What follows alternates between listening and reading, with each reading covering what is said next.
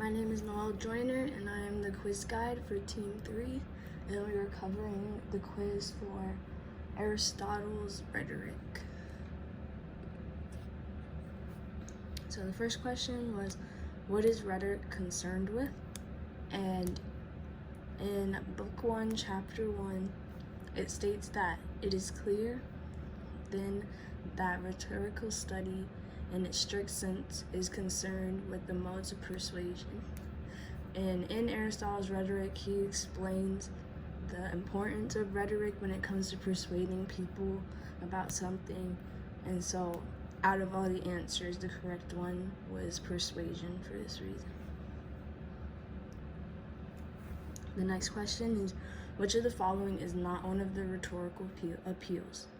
And in Book 1, Chapter 2, it states, of the modes of persuasion furnished by the spoken word, there are three kinds: ethos, pathos, and logos.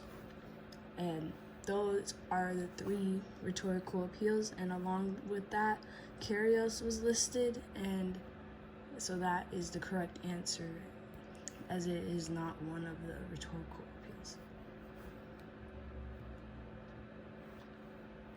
And then I have an audience question to follow up on that.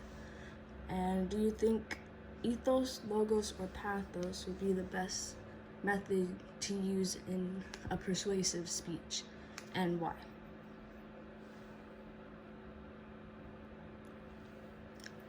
And the next question was, you try to explain to your parents that you want to quit the basketball team. Your parents give the response, if you quit that team, you'll be a quitter for the rest of your life. The rhetorical device used by your parents can best be described as, and the correct answer was an enthymeme. And in Book 1, Chapter 2, it states an example with a similar structure as the question. So it says, to show that Dorius has been victor in a contest for which the prize is a crown, it is enough to say, for he has been a victor in the Olympic Games, without adding, and in the Olympic game, the prize is a crown, because it is a fact that people know. So with this, it explained to me what an enthymeme looks like, and it was similar to this question's example. And to follow up on that, my audience question is, which of the two approaches do you think would be more useful in a persuasive speech, a syllogism or an enthymeme?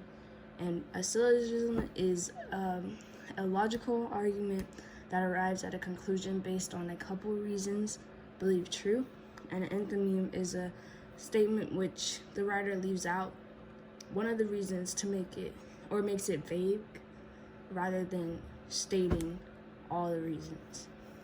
The next question is, this division of oratory urges us to either do or not do something. And the correct answer was political, or it's also known as deliberative. And in Book 1, Chapter 3, it gives the definition of deliberative, and it's political speaking urges us to either to do or not do something. And this definition matches the question. And the next question was, which Greek term from classical rhetoric means to speak at the opportune moment? And the definition that matched this was for Kyrios. In classical rhetoric, Kyrios refers to the opportune time or place, or the right or appropriate time to do or say something. And this definition was listed in background information and key terms. So I was able to match this together. The next question is, this person is an ancient Greek philosopher known for his use of appeals as part of an argument. And in Book 1, Chapter 1, it states that rhetoric is the counterpart of dialect and no other of Aristotle's opposite conclusions. Dialect and rhetoric alone do this. Both these arts draw opposite conclusions impartially. And this was in Aristotle's Rhetoric, so the correct answer is Aristotle, because these were his views and his thoughts on what appeals to use and when you're trying to persuade someone. The next question is, which of the following is not one of the classical criteria for skill in an art such as rhetoric? And of all the options listed, friendship was the correct answer, as it's not one of the classical criteria.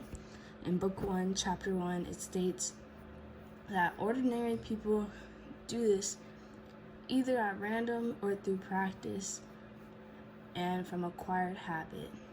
And all of these were listed in the options, as you can acquire it either from practical experience, imitation, natural ability, or formal training. So these were all listed in his classical criteria, and friendship was not mentioned anywhere in the excerpt. And last audience question I have is, why do you think Aristotle emphasizes these specific skills for rhetoric as an art? Thank you, and that was my quiz guide.